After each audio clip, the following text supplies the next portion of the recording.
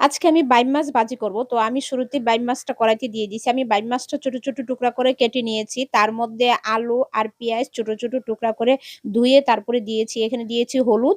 তো এবার দিয়ে দিব একটু মরিচের গুঁড়া। আবার আদা রসুন দিয়ে দিব। তো আমি শুরুতেই দিয়ে দিচ্ছি একটু আদা। তারপরে দিয়ে দিচ্ছি গিয়ে হচ্ছে পেঁয়াজ। এবার রসুন দিয়ে দিচ্ছি। তেল দিয়ে দিচ্ছি। আমি তেলের পরিমাণ অল্পই দিব। তেল বেশি দিব না। কারণ তেল বেশি খাওয়া একদম স্বাস্থ্যের জন্য ভালো না। তো আমি চেষ্টা করি অল্প তেল দিয়ে রান্না করার জন্য। এবার খুন্তি দিয়ে একটু নেড়েছেড়ে নিচ্ছি। মসলাটা মিশিয়ে নিচ্ছি। দিয়ে দিচ্ছি একটু লবণ স্বাদ মতো। তো অবশ্যই স্বাদ মতো লবণ দিবেন আপনারা। লবণ অল্প হয়ে গেছে আরেকটু দিচ্ছি।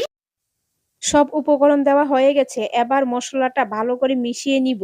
বাইম মাছ এবং পেঁয়াজ এবং আলুর সাথে ভালো করে মিশিয়ে নিয়ে ঢাকনা দিয়ে ঢেকে দিচ্ছি।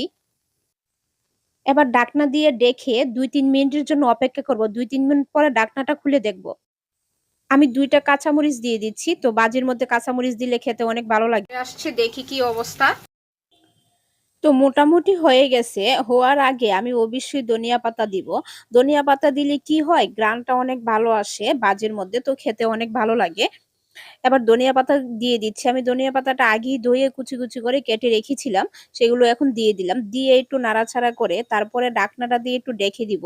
তাতে কি হবে? ধনিয়া পাতাটা একটু সিদ্ধ হবে। তো খেতে অনেক ভালো লাগবে।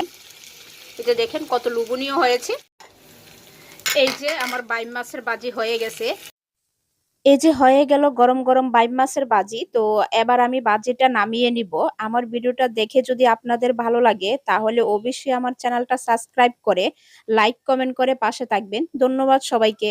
Tata, bye bye. দেখা হচ্ছে নেক্সট ভিডিওতে।